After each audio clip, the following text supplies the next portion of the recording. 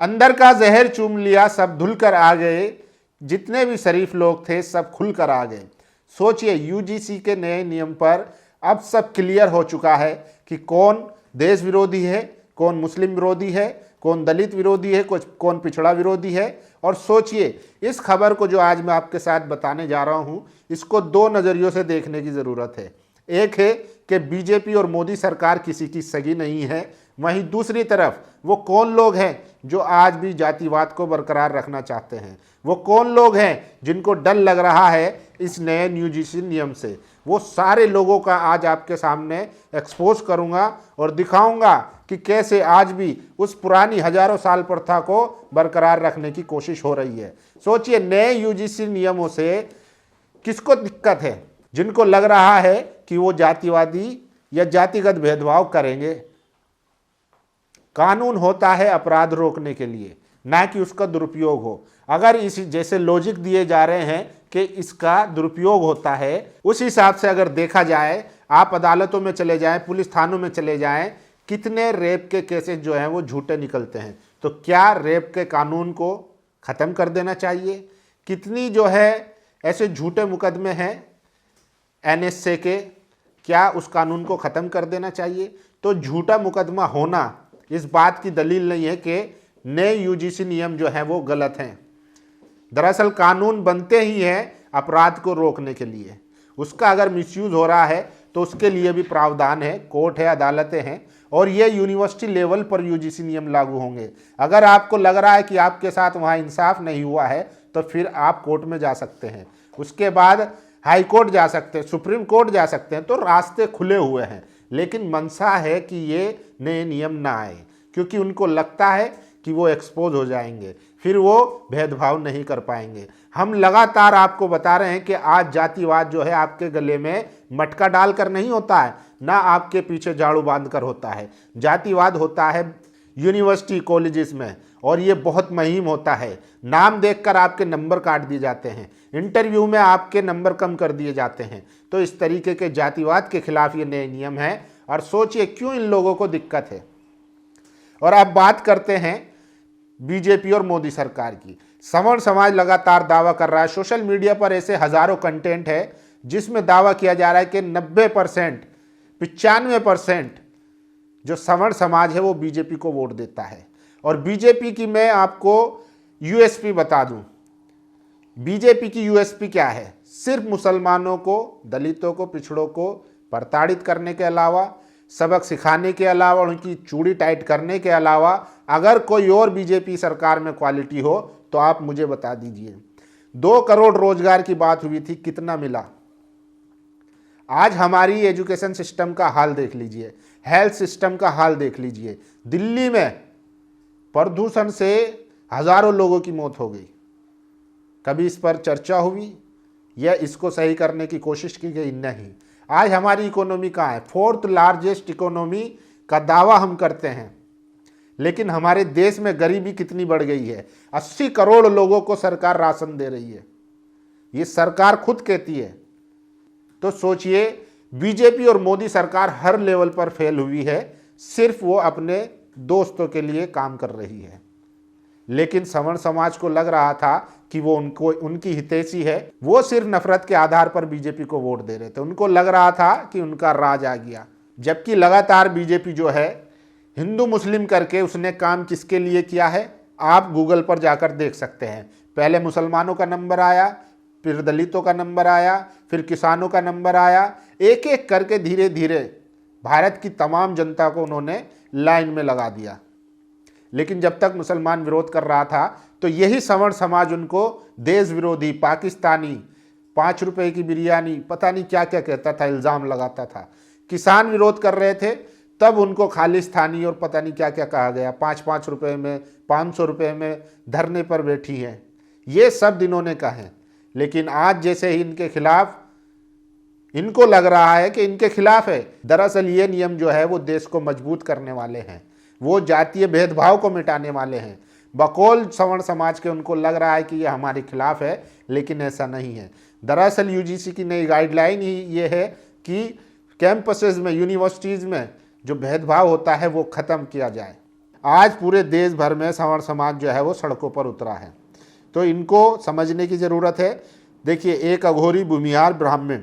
कानपुर हमारी टीम ने UGC bill का किया विरोध, काला झंडा लेकर निकाला पैदल मार्च। कानपुर में यूजीसी बिल के विरोध में तमाम छात्र व आम जनमानस ने एस्कॉर्ट वर्ल्ड चौराहा से सिलेंडर चौराहा तक काला झंडा लेकर पैदल मार्च निकाला। छात्र नेता अभिजीत राय ने कहा है कि ये बिल एक काला कानून है। तो बिल के खिलाफ देश भर में सवर्ण समाज सड़कों पर उतरा है, लेकिन इनको सोचना चाहिए कि अब देश में सबको बराबर का अधिकार है। आप किसी के साथ जाति के आधार पर, धर्म के आधार पर, लिंग के आधार पर भेदभाव नहीं कर सकते। देश में शुरू हो गया यूजीसी का भयंकर विरोध और इसको लेकर, और ये देखिए सब कुछ ठीक चल रहा था और फिर एक दिन भाजपा को चुल मच गई और उसके बाद लेकर आई यूजीसी।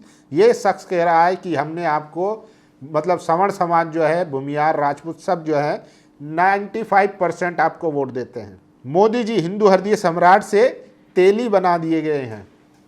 तेलिया हमारे वोट लेकर हमारे विरुद्ध कानून लाएगा, हम तुझे 240 से 140 पर पहुंचा देंगे। तो देखिए, सरकार भी समझ रही है इस देश में बहुजनों की आबादी कितनी है और सवर्ण समाज की कितनी है। तो अब उनको राजनीतिक तौर पर भी डराया जा रहा है। और देखिए, सरकार और यूजीसी के नए नियमों का विरोध करने वाले ये कार सेवक संतोष दुबे जी हैं। श्री राम मंदिर आंदोलन 1990 के दौरान अयोध्या में हुई गोलीबारी में इन्हें 4 गोलियां लगी थी और ये कह रहे हैं कि हमने सुना था कि मोदी अमित शाह जो है वो गद्दार हैं, लेकिन आज हमने देख भी लिया वो किसी के सगे नहीं है। ये उन लोगों के अल्फाज हैं जो हर मामले पर मोदी जी का समर्थन करते थे। देखिए, अमित शाह जी जो है लखनऊ में कह रहे हैं कि देश को जात पात से ऊपर उठकर एक होकर वोट करने की ज़रूरत है बीजेपी को। उसको अजीत भारती लिखते हैं, वाह, हम सब जाति से ऊपर उठे और नरेंद्र मोदी जी यूनिवर्सिटी से लेकर हर जगह हमें जाति के नाम पर पहलने के कानून बनाते रहे। कैसे कर लेते हैं आप लोग ये सब। तो ये देखिए, सबसे बड़े समर्थक थे, अब ये भी इनका विरोध कर रहे हैं। और सोचिए, आज शिवहर में श्री राजपूत करनी सेना बिहार के तत्वाधान में यूजीसी के खिलाफ विरोध प्रदर्शन हुआ। जिला अध्यक्ष राजेश टाइगर व एमआईएम नेता राणा रंजीत जी मौजूद रहे। परशुराम सेना ब्राह्मण व भूमिहार संगठन चुप क्यों है। देखिए, एमआईएम के नेता भी, देखिए जनरल कैटेगरी का यही है कि वो कहीं भी रहे, जब उनकी बात आती है तो वो एक हो जाते हैं। तो एमआईएम के नेता राणा रंजीत भी विरोध प्रदर्शन में शामिल हुए। तो ओवैसी जी और उनके तमाम नेताओं को ये बताना पड़ेगा कि वो यूजीसी के नए नियमों का समर्थन करते हैं या विरोध करते हैं। उनको पार्टी का स्टैंड क्लियर करना पड़ेगा, क्योंकि आपकी पार्टी के नेता इसके विरोध में धरना प्रदर्शन कर रहे हैं। और जब वो क्लियर करें तो ये बात भी ध्यान में रखे कि इस देश का 90% जो मुसलमान है वो ओबीसी कैटेगरी में आता है और इस यूजीसी गाइडलाइन में ओबीसी को भी शामिल किया गया है कि अगर उनके साथ भेदभाव होता है तो वो शिकायत कर सकते हैं। तो ओवैसी को भी तय करना होगा कि वो पसमानदा मुसलमानों के साथ हैं या वो भी अशराफ और सवर्ण दोनों जिनका रोटी बेटी का साथ रहा है सालों से, वही नीति अपनाएंगे। तो देखिए, क्या राणा रंजीत जो है मुसलमान विरोधी काम कर रहे हैं। इनको अपनी पार्टी का स्टैंड क्लियर करना चाहिए, क्योंकि मुसलमान तो इस बिल का, इस नए नियम का विरोध नहीं कर रहा है। और सोचिए, यूजीसी नियमों के विरोध में भाजपा किसान मोर्चा के मंडल अध्यक्ष श्याम सुंदर त्रिपाठी जी ने अपने पद से इस्तीफा दे दिया है। इस्तीफों का दौर जारी है, लेकिन सरकार को फर्क नहीं पड़ रहा, शर्मनाक। तो लोगों ने इस्तीफा देना भी शुरू कर दिया है। और क्या लग रहा है कि सवर्ण समाज अगर इस नियम के विरोध में है तो क्या 2029 में बीजेपी की राह मुश्किल हो जाएगी, या जिस तरीके से उन्होंने ये मास्टर स्ट्रोक खेला है ओबीसी एससी एसटी को अपनी तरफ करने का, उसमें सफल होंगे, ये देखने वाली बात होगी। और अब इनको सुनिए, अगर आप मोदी को ज़रा भी समझते हैं तो सोशल मीडिया पर हल्ला करने से यूजीसी एक्ट वापस नहीं होगा। इसके लिए किसान आंदोलन या सीएए वाली रणनीति बनानी पड़ेगी। सड़कें जाम करके आंदोलन ही एकमात्र विकल्प है। मोदी जी को यही समझ में आता है। सोचिए, ये लोग अब सड़कें जाम करने की बात कर रहे हैं, तो इनको भी उठाइए और इनको भी जेलों में डालिए, जैसे उमर खालिद और शर्जील इमाम और उनके साथ कई मुस्लिम नौजवानों को जेल में डाला, क्योंकि उन्होंने चक्का जाम का मॉडल दिया था और सरकार का विरोध कर रहे थे।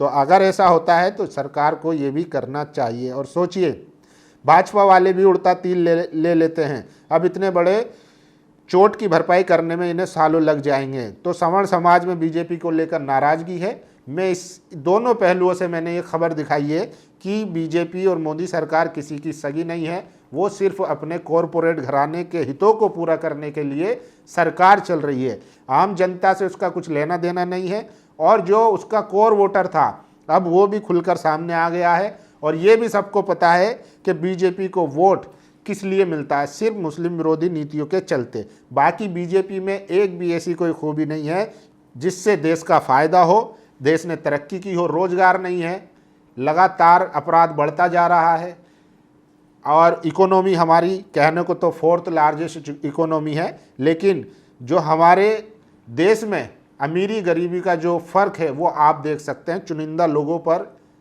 अथाह पैसा है और देश की 80 करोड़ जनता आज भी सरकार के दिए हुए राशन पर पल रही है। और बाकी बचे 40 करोड़ मिडिल क्लास जो अपना खुद से मेहनत करके पैसा खा कमा रहे हैं, उन पर जीएसटी और तमाम तरीके के टैक्स जो है लाद रखे हैं। और अब ये देखिए, जब भाजपा नेताओं के पास सवाल का जवाब नहीं होता तो ये भाजपा नेता धर्म की आड़ लेकर सवाल को ही दबा देते हैं। ये इनकी पुरानी आदत है। चुनाव में वोट मांगने आए तो इन्हीं के वीडियो दिखाना, अभी ऊपर से आदेश है यूजीसी पर एक शब्द नहीं बोलना है। सोचिए, ये है नित्यानंद राय, बीजेपी के नेता हैं, वरिष्ठ नेता हैं।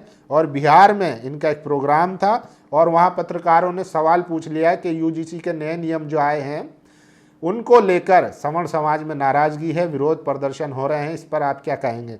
फिर क्या था, एज यूजुअल जैसा बीजेपी के नेता करते हैं, उन्होंने धार्मिक नारे लगाए, जय श्री राम और जय हनुमान, और फिर क्या था, वो बचकर निकल लिए। ये तस्वीर और देख लीजिए, इन दोनों तानाशाहों के खिलाफ पूरे देश ने विद्रोह उठा चुके हैं। अब सोचिए, अब जो है प्रधानमंत्री और गृह मंत्री के मुंह पर कालिक पोती जा रही है। तो इन लोगों की पहचान कर इनके खिलाफ कार्रवाई करनी चाहिए, क्योंकि प्रधानमंत्री और गृह मंत्री एक संवैधानिक पद है और संवैधानिक पद पर बैठे व्यक्तियों की इस तरीके से अपमानित करना, ये सब देश का नागरिक नहीं सहेगा। तो इन लोगों की पहचान कर इनके खिलाफ कार्रवाई भी होनी चाहिए। तो ये खबर है, दोनों तरफ दो नज़रिए से देखने की ज़रूरत है। एक बीजेपी, वो किसी की सगी नहीं है, सिर्फ अपने कॉरपोरेट घरानों के हितों के लिए काम करती है। और दूसरा, उन लोगों को भी समझना चाहिए कि ये अब 2000-5000 साल पहले वाला देश नहीं है, ये नया देश है। बाबा साहेब भीमराव अम्बेडकर के संविधान से ये देश चल रहा है और चलेगा। और अब जो है SC ST OBC माइनॉरिटी सब बराबर के हकदार है और उनको बराबर का अधिकार मिल रहा है। और इस मामले में सरकार की तारीफ़ करनी पड़ेगी, जिस तरीके से वो यूजीसी के नए नियम लाए हैं कि सबको बराबरी हो, किसी के साथ भेदभाव ना हो। कानून की जो नियम है उसकी इंटेंशन क्लियर है कि भेदभाव रोकना है। अब तर्क दिए जा रहे हैं कि इसमें फेक केसेस भी होते हैं, जो अपवाद होते हैं, लेकिन क्या फेक केस होते हैं इसलिए कानून को रद्द कर देना चाहिए। इस हिसाब से देखा जाए तो फिर रेप के इतने कई केसेस आपको मिल जाएंगे जो झूठे मुकदमे होते हैं। क्या रेप के कानून को भी हटा देना चाहिए। UPA NSA इनका भी कई दफ़ा जो है दुरुपयोग हुआ है, सुप्रीम कोर्ट खुद कह चुका है, तो क्या उन कानून को भी रद्द कर देना चाहिए। तो इस तरीके के जो कुतर्क है उससे काम चलने वाला नहीं है। इसीलिए मैंने शेर पढ़ा था कि अंदर का जहर चूम लिया, सब धुल कर आ गए, कितने भी शरीफ लोग थे सब खुल कर आ गए। आप लोगों की क्या राय है, अपनी राय जरूर दीजिए। शुक्रिया। नेशनल दस्तक की आपसे गुजारिश है कि अगर इसको बचाना चाहते हैं तो नेशनल दस्तक को सब्सक्राइब करने के लिए रेड कलर के सब्सक्राइब बटन को दबाएं, फिर बेल आइकन की घंटी दबाएं। नेशनल दस्तक को बचाने के लिए बहुत जरूरी है कि हर खबर को शेयर करें, लाइक करें, कमेंट जरूर करें।